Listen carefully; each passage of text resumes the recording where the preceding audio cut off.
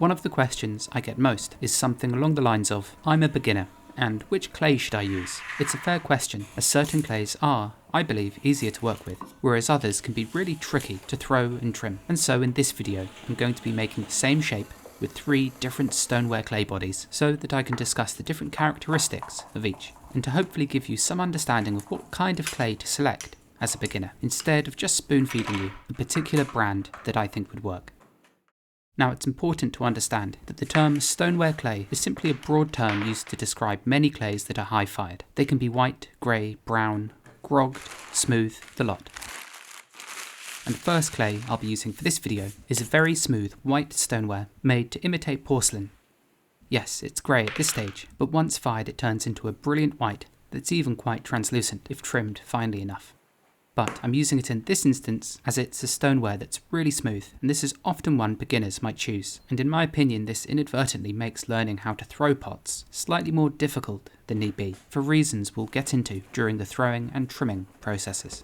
For each one of these bowls I'm making, I'll be using about 650 grams, which is about 1.5 pounds.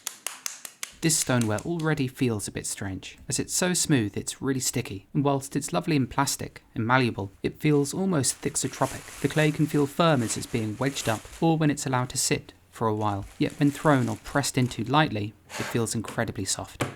The next 2 stoneware bodies contain increasing amounts of red iron oxide. That's what's changing the colour. Although the one on the left, which is the body I normally work with, whilst it's not smooth, it isn't coarsely grogged. There's just enough to give it strength. The clay body stays where put and doesn't feel thixotropic like very smooth clays can. Whereas this grogged stoneware is incredibly coarse. The clay feels sharp and it isn't quite as plastic as the other 2, hence the snap here. But with all the grog the body contains, it should hold itself together better as it's thrown, and it should also warp and crack less as it dries, due to all those hard lumps of pre-fired ceramic material the body contains. They sort of knit the clay together, and I'll be able to throw with this one in a way that I could never throw the other 2. But there are, of course, cons too, as the clay body on the left will actually be slightly painful to throw with, whereas with the very smooth clay, which contains practically 0 grog, there's very little haptic feedback when it's being used. Whereas the stoneware in the middle has just enough grog to give it tooth, which I think provides you with more sensory feedback as the clay is thrown with and trimmed. For instance, with this body during the centering stage, if I squeeze the lump of clay too hard, the grog will suddenly become very apparent, grinding against my hands. It's a good indicator that I'm applying too much force, which as a beginner can be a useful sign, as it's something you can look out for to gauge how much pressure you should be using. With very smooth clays, you don't have this, and with extremely coarse bodies, the grainy texture is always present, so it can't really be used as an indicator as to whether you're squeezing too firmly or not. With this stoneware, which is called ES80 by the way, and is sold by various UK suppliers, the grog only makes itself present if I squeeze too hard or centre the lump of clay for too long, wearing away the soft clay on the outside and exposing more and more grog as the clay is overworked. But it's enough grog to give the body strength, and it can be thrown into shapes and hold them, even if a bit oversaturated with water. Whereas with very smooth clay, forms tend to not hold their shape quite so well, which means sometimes you have to throw pots in particular ways to end up at your goal. This stoneware is the one I'm most comfortable with, so I imagine throwing and trimming this piece will look like it's the most expertly made pot of the 3 I'm going to make. With the piece of clay properly centred, the lump of clay is opened up and I can begin pulling up the walls. With this clay body, I don't have to make a cylinder first and then stretch it out into a bowl shape. I can more or less just pull and open up wide as I go. Even if I douse it in rather a lot of water and create walls that overhang, this body tends to hold its shape. Relatively, of course. If you overthrow any clay body, make it too thin, and overly saturate the walls with water, then the vessel will begin to crumple and sag. Irritatingly, this is one of the paradoxes that comes with learning to throw pots, as at the start you're probably going to be naturally slower. This means inherently the pots become more saturated with water and have a tendency to be overthrown as it takes you longer to achieve certain shapes. Thus the clay weakens and becomes more difficult to work with. Yet, once you become more proficient and can throw clay more quickly, the clay is still weakened, but generally you're able to finish the form well before it gets to a point where the clay begins to degrade and lose its strength. But there are clay bodies that even if thrown quickly or with too much water, they simply won't be happy. And I'll demonstrate that with the next lump of clay, the smooth, porcelain-like white. I'll throw it with as much vigour and water as I normally work with, just like I made this bowl, and you'll see just what kind of an impact that has on a clay like that. To make sure each bowl is the same height and width, I set my throwing gauge's pointer, which is made of rubber, right beside the rim of the pot. It's level height-wise, and I normally leave about 1 millimetre or 2 in between the rim and the actual tip of the pointer. This way when I'm throwing pots, they aren't always colliding with this. With the interior shape of this bowl scraped clean of slip, I can now begin work on the outside. And there isn't much to do. Again, I simply scrape away much of the wet clay that covers the pot, as this will help it to dry out more quickly, around the base especially, creating a band of clay that's drier, relatively of course, as it is still soft, making an area I'll be able to pluck the pot off the wheel from. If instead I left the base portion covered in slip, when I go to lift it off with my fingers, my fingertips would simply stick to the clay, and whilst it might be easy to pick the pot off, when it comes to placing it down, it won't release neatly from my grasp. My fingers will stick to the vessel and potentially draw it out of shape. So the key for lifting pots off the wheel is to first scrape away as much slip as you can off the surface of the walls, and then do the same for your hands. Scrape the slip off and dry them if you need to, as this way there's no sticky slip involved that might otherwise stick one component to the other. By the way, for these different clays, I use different sponges. This way when it comes to throwing lighter clay bodies, they aren't contaminated by sponges riddled with high iron stoneware. Okay. For this lump of clay, I'm going to throw it as if I was throwing the previous ball of clay, without making any adjustments like I normally might when working with a far finer clay body. Provided the lump of clay is thrown onto a surface that's tacky, but mostly dry, it sticks very well as it's so smooth. And the centering process really is quick and easy, as without any tooth, it feels like there's very little resistance in the piece of clay. It moves easily where directed and cones up and down effortlessly. A process, by the way, that causes the particles of clay to align, potentially making the lump of clay more plastic and easier to throw.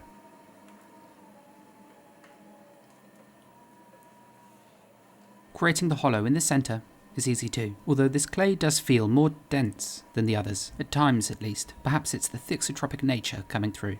The next step is to pull the walls up to the pointer, which I normally do in a bowl shape from the start, as compared to say making a cylinder and then stretching it out. But it's at this point that I felt like the clay became drastically weaker, the material itself feeling like putty, overwatered perhaps, or thrown a bit too aggressively. Either way, despite looking like a stable shape, it didn't feel like it. And even with the slightest overhang, as I continued to pinch the walls up, after every pull they felt like they sagged down a tiny bit, and very quickly a small undulation appeared, resulting in a wobbly rim, and not that you can see it very well, but the interior shape, where the outer walls curve over the base, started to become misshapen as the weight of the stoneware on the outside began to collapse. From this angle, the rim looks like it's very close to the pointer, but in actuality, it's probably a good centimetre below. And as I continued to try and lift the walls up, like I normally might with the previous stoneware, the vessel just seemed to get shorter and shorter. As you can see, this clay body just can't handle getting wet in the same way as the previous one. Which means, if you are a beginner and you're selecting a clay, if you choose one that is more affected by water, you could potentially only be making your life slightly more difficult, as compared to using one that has some tooth to it. Some grog, which adds strength during the throwing process. There is another argument to be made though, that using a smooth clay like this may teach you to use less water as you throw, which isn't necessarily a bad thing. Now, with this next lump of clay, I'll be throwing it with less water, but I'm also going to begin by creating a slightly different shape, by way of throwing a cylinder initially, instead of trying to create the bowl shape straight away. Throwing with a clay like this just requires a different approach, and in fact that became even more relevant when it came to trimming this clay, but more on that later. Instead of using more water, I often just scrape slip off the wheelhead or squeeze it from the sponge, but obviously there are also times where you do need more, as when the clay or your hands dry out too much. That's when one sticks to the other, creating undulations in the lump of clay.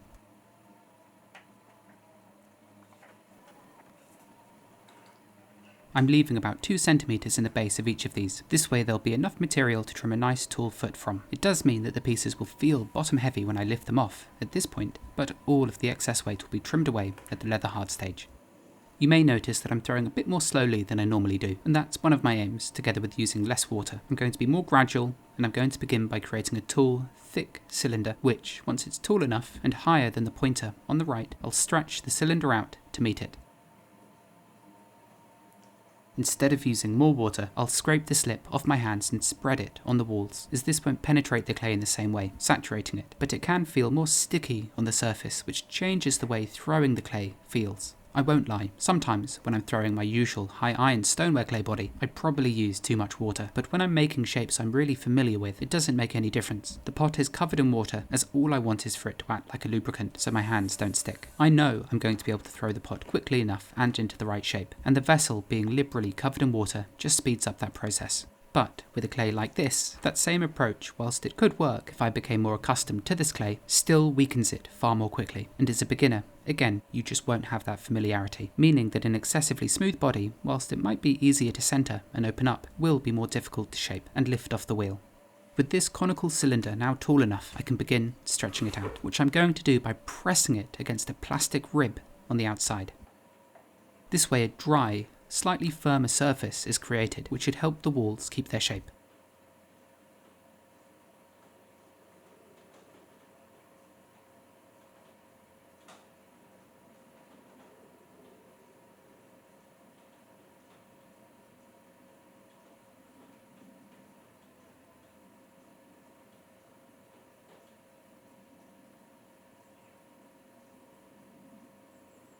With this body, one small undulation or mistake can quickly lead to the entire piece losing shape and wobbling all over the place. Whereas with the grogged bodies, there's enough strength in them to allow for some mishaps. You don't need to be perfect. Problems can quite easily be corrected. Uneven rims can be cut away and made smooth. If some extra height is needed, that can be drawn up from the bottom, even at this stage. But with a smooth, soft clay like this, doing such things just isn't quite as straightforward, which makes it, as a body for production, slightly less versatile in my opinion. With the small indent created around the top and the exterior mostly finished, I began to carve away clay from around the foot, and this also felt slightly different, as the clay would tear as it was cleaved away, creating these small fissures in the side, a byproduct of the thixotropic nature, I think, so I needed to be a bit more delicate as I took clay away from the base. I then spent some time rounding the interior shape by just pressing down really lightly with a curved kidney, but it doesn't bother me if it isn't perfect at this point, as I'll be able to easily fix it at the leather hard stage. With smooth clays I found it helps if you spin the wheel as you slice the pot off, otherwise sometimes when the wire is about halfway through, the entire pot will suddenly detach, jolting and potentially distorting its shape, but again dry fingers and dry clay and the pot pries off easily. I also spin the wheel the moment I lift. This breaks any sticky seal there could be, and I also use a twisted, textured metal wire, as it creates a serrated cut that's less likely to stick back together, as compared to say a nylon wire, which creates a cut that's so smooth that often the pot just sticks back to the small slither of material that's left on the wheelhead. The last clay to throw is the heavily grogged stoneware.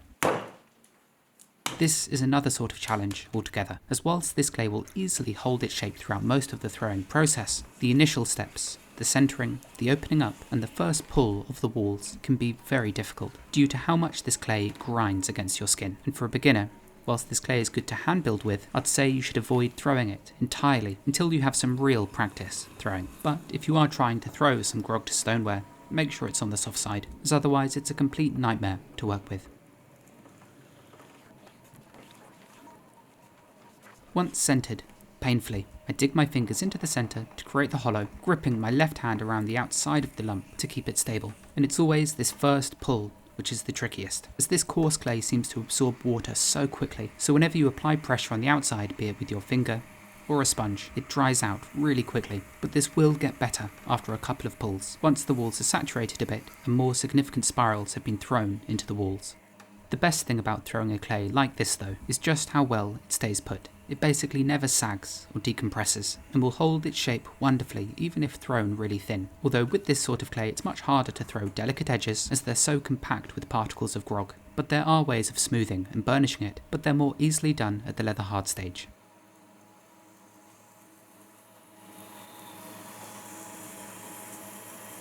You can hear the grog grinding against my fingers. At this point it isn't painful, but you can certainly feel it. But if I had to throw 60 bowls from it, my hands would be completely rubbed raw after the process. And if you're a beginner and had a 3-hour lesson just throwing this, I really don't think you would have the best time. This bowl was in fact a tiny bit too tall, so I used a sharp needle to slice away a few millimeters from the top, which I then carefully plucked away.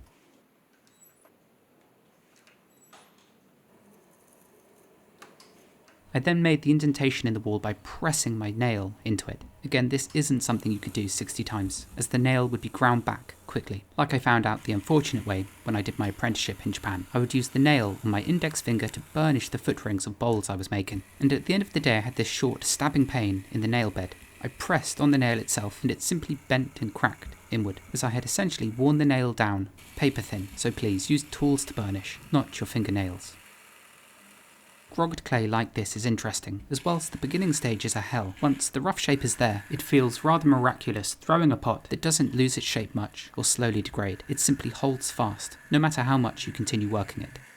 As the chunks of grog are so coarse, I run a damp sponge over the interior to smooth the surface. And finally, when it comes to scraping away the excess from around the bottom, there's one rule that I follow with all the pots I make, and that's to not let too much clay accumulate on the blade, as otherwise it can build up on this edge and create a ball of clay that then presses up into the curvature of the bowl above it, distorting and potentially ruining the shape. And you might have guessed it, but the more grog a body contains, the easier it is to lift away. This was effortless. The vessel held its shape and came away easily. In fact, I'd say this and the pink body were both far more straightforward to lift off the wheel, as compared to the smooth white in the centre. Ultimately, if you're watching this, if you're a potter, and if you're a beginner especially, I hope this illustrates how not every clay can be worked with in the same way, and how many of the things you see me doing with the clay body on the left can't necessarily be replicated with really smooth clay or highly grogged clay. What I would say is that out of these three, the easiest to centre was the smooth body, but it was the hardest to shape thereafter. The heavily grogged body was a pain to centre, but after a certain point it was lovely to throw as it held its shape so wonderfully. And then there was the slightly grogged body, which was still easy to centre despite feeling slightly rough at times. It was also much easier to shape, as it contains just enough grog to give it strength and stability, and out of the three, and this is yet to be shown, it was also, in my opinion, the easiest to trim. So if you are a beginner and you're looking for a clay to throw with, I'd recommend finding something that contains a bit of grog, but not too much. If you smudge some of it, you should feel some of the grains inside, but they shouldn't be overwhelming. This body, for instance, contains about 10% grog, silica and pre-fired ceramic material, the particles of which are 40S and 90S, meaning, I think, that they pass through that grade of sieve. Next is the trimming, but before I can show you that, the pots first need to dry out. The first step, as soon as the rims of these are firm enough to not be distorted if touched, is to flip them over so that the thicker, damper bases have ample time to dry out. I left them like this for the rest of the day, the rims and walls slowly turning leather hard, but the pedestal-like feet still needed plenty of time to dry out. The problem is, if I left the rims uncovered, they would dry out too much, so I placed plastic around each, like so. This way the exposed base would dry out, and not the rest of the bowl. It's now the following morning, and it's interesting how these different clay bodies have dried overnight. The very smooth and the grogged are considerably drier than the medium grogged body, so I wrapped those two and left the pink one out for a bit, until all three were more or less the same consistency. Although I found with the grogged body, it helps to trim it when it's slightly on the soft side, as if it becomes too firm, it can be practically impossible to trim. Like before, I'll begin with the clay I'm most familiar with. I begin by just perfecting the curve on the inside and then trimming away a small amount from the lip to define the shape here and to make sure the lip is sharp and crisp. I tend to trim this particular stoneware when it's on the slightly firm side of leather hard. When caught right, it comes off in these lovely long strands, and generally speaking the surface that's left can be relatively rough at times due to the grog contained, but the surface itself is consistent, if that makes sense. Containing just 10% grog, the surface is always relatively scratched and pockmarked, but never excessively so. I much prefer trimming clay bodies that contain grog, as like I mentioned earlier, when you're turning a very smooth clay, there's no haptic feedback. I like being able to feel the resistance. Even the sound created by the tool grinding against the grog lets me know how hard or soft I'm pushing. And the grog contained even helps the strands that come off cleave away in lovely long ribbons. If there's too much, it can do the opposite. Equally, if the clay is really smooth, it tends to come off in smaller fragments, both of which you'll see when I trim the following bowls.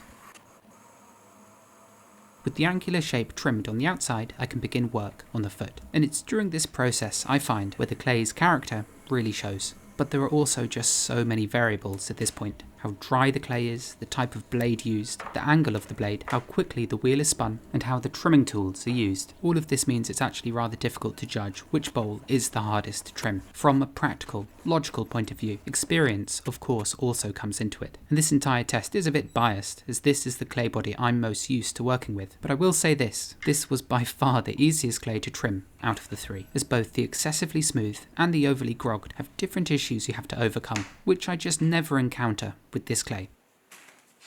So let's see how this white bowl goes. I don't think it's going to be particularly tricky to trim, but turning very smooth bodies always feels strange, as the blades of the tools just sink in, as there's so little resistance. It's also a silent process, for the most part, which if you're used to trimming grogged clay can be quite a drastic change. It's at this point that I noticed some amount of grog in this body. It must be 1% or thereabouts, but I definitely felt a few individual grains against the blade of the trimmer. I brushed some water onto the flattened base, flipped the pot back the right way up and tap centered it, and to make sure it's really stuck I just sealed the bottom, like so. You can hear the sound of the grain in this footage. But considering this body is mostly smooth, the irritating thing is that these specks leave long scratches in the otherwise very smooth clay, which are a bit of a pain to tidy over. And I ended up using a soaked, damp sponge to try and remove the worst of them, as grooves like this, depending on the glaze that coats them, can be visible in the glazed-fired piece. I then used a plastic kidney to burnish over this softened clay to create what's hopefully a more consistent surface.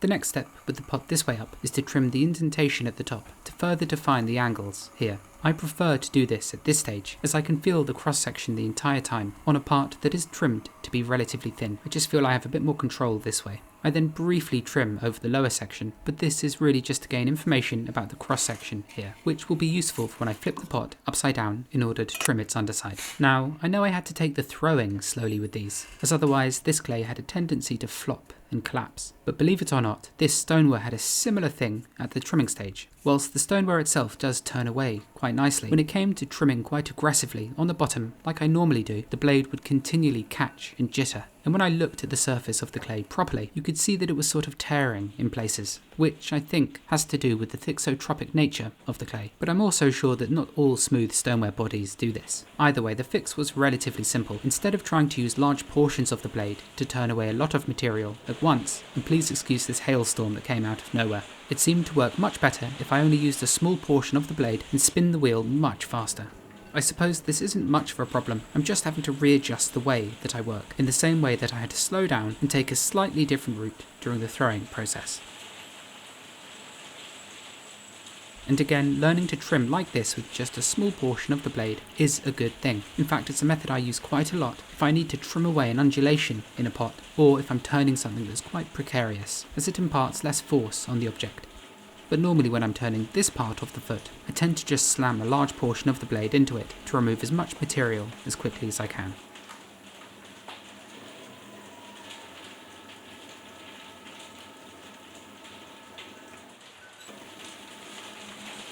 The tearing though is a bit annoying, unless that's an aesthetic you're going for. To avoid it I just had to turn away the layers gradually, because as soon as I tried to remove too much in one go, it would leave me with a slightly rippled, torn surface.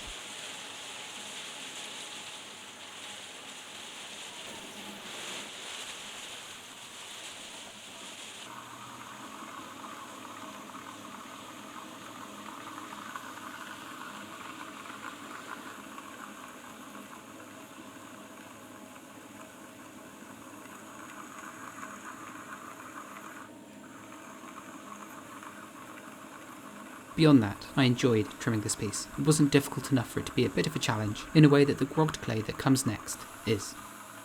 It almost feels like plastic, or putty, not like clay, and it's really just another sensory difference that you need to adjust to. With the walls trimmed, I can begin hollowing out the foot, which shouldn't be too difficult, although one thing about this body is it really did feel more dense. I don't know if that's the right word to describe what I'm feeling, but generally, to remove material, it felt as if I had to press down harder for the tool to catch and carve away clay. And this became especially apparent here. Maybe the clay was just harder than I'm used to, but it was still spooling off in quite nice spirals, so I think it is just a material difference. and ultimately what I should have used are the thinnest possible blades I had, as when I did eventually switch to one of those towards the end of this trimming process, it really ripped through the clay in a lovely smooth manner. But, irritatingly, I tried all manner of things before that, including this rather ridiculous technique with the tungsten hook trimmer, which, whilst it did work, I felt like a disaster could happen at any moment.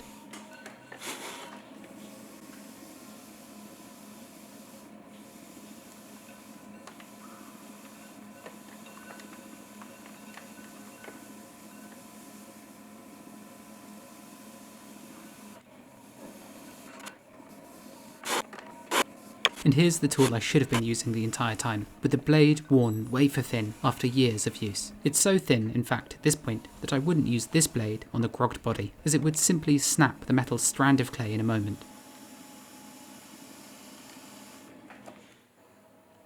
The last thing I do is burnish the foot and then stamp it with my maker's mark, and that's the somewhat slow process of trimming this bowl over. It certainly felt like a convoluted journey, and compared to the lightly grogged body I started with, trimming this one felt like I had to use more force overall, as well as trimming with the wheel spinning faster, which isn't necessarily a good thing if you haven't got much control yet, as when you trim with the wheel spinning quickly, when you make a mistake it can be so much worse, as the vessel tends to fling itself across the wheel head. The last thing I'd say if you are a beginner watching this is if you're trimming, like I do, use larger bits of clay around the rim to secure the bowl in place. The amount I use is borderline too little, so you may as well make things a bit easier for yourself. Like I mentioned previously, what I do in these videos isn't always the best way for doing everything. I make things, especially trimming, look trivially easy, and ultimately you need to carve out a technique that works well for you and the clay you're using. So don't be afraid to test out different tools, different ways of attaching the pot down, different wheel speeds, different levels of dryness in terms of when you trim, and so on. There are so many variables that could make your trimming or throwing easier. This clay is not easy to trim. Whilst the grog really helped the pot hold together during the throwing stage, at this point the vessel is now very brittle. This means that if I exert too much force on one point, or squeeze the rim from being round to oval, even if accidentally, it could easily cause the bowl to crack. Now, I am trimming this grogged clay perhaps more thinly than you normally might, which means I'm exposing myself to many more potential issues. But trimming with grogged clay is tricky if you haven't got much trimming experience, as generally I think you need to apply a bit more pressure than you normally do in order to get the tool to catch and tear away material. It also often just feels like that. You're tearing the clay away instead of trimming it, which often leaves you with ragged surfaces. The grog itself can also cause the blade to jitter and jump as you trim, leading to chattered surfaces. But I think steel tools work best when working with this clay, as it sort of turns away clay and compresses it, burnishing it in one pass, whereas tungsten carbide just rips out all the particles of grog, leaving you with a scratched, pockmark-filled surface. The other disadvantage of trimming this clay is that it does wear away the blade's edge quickly, blunting them and potentially distorting the shape of the blade itself, usually more from the middle and less from the edges. Trimming this sort of clay can also be quite painful on your fingertips. That's why I've placed a spinner on top, as I can apply downward pressure through this tool instead of simply pushing my fingertips against it, which would very quickly become quite painful. The next step is the foot, which I bevel the edge of, then burnish. In fact, there's a lot of that when working with this body. Trimming, burnishing, burnishing. It's quite labour intensive, and I never know how far to take it, as inevitably when you burnish the clay, as it shrinks, as it dries and fires, the clay shrinks more than the coarse particles contained, meaning that even though the clay has been burnished to be lovely and smooth at this point, it can roughen up again further down the line. Clay here was relatively easy to carve away. It felt a bit like the 10% grog body, and not nearly so dense as the white stoneware previously. When the depth of the foot inside the footwell begins to match the depth of the walls on the outside, I begin to check how thick the base is by just lightly pressing on it with a thumb. If I feel like there's any movement, I know it's time to stop, but the type of clay itself can influence how much the base moves when you apply pressure to it. For instance, with this heavily grogged body, I've got to push down much harder as compared to, say, the smooth one. This means it can be relatively difficult to judge the thickness of the base without taking the actual pot off the wheel. This is something you should never be afraid of doing, if your goal is to simply feel the cross-section and to gain more information to inform your trimming thereafter. The last thing I do with this sort of clay to ensure that the rim is actually smooth and not grogged is run a damp sponge over the lip only briefly, and then I burnish over that with a plastic kidney. Again, if you're doing this and you're a beginner, attach the pot down properly by pressing some soft lumps of clay around the foot. The only reason I'm getting away with it here is I'm applying downward pressure with my left hand inside the bowl, but I can't push down too firmly, otherwise I'll distort the thin spot on the inside of the footwell at the very base of the bowl.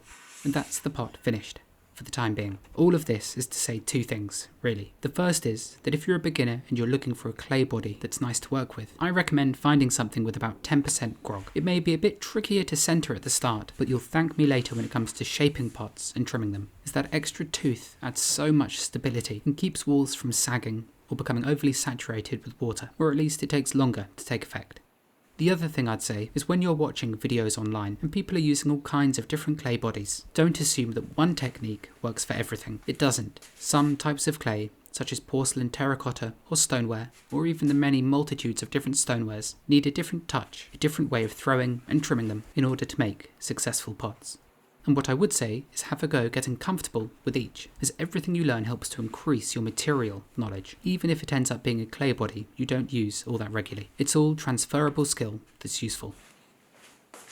Thank you so much for taking your time to watch, especially if you made it to the end of this half-hour video. Let me know if you did, and as always, I'll see you next time.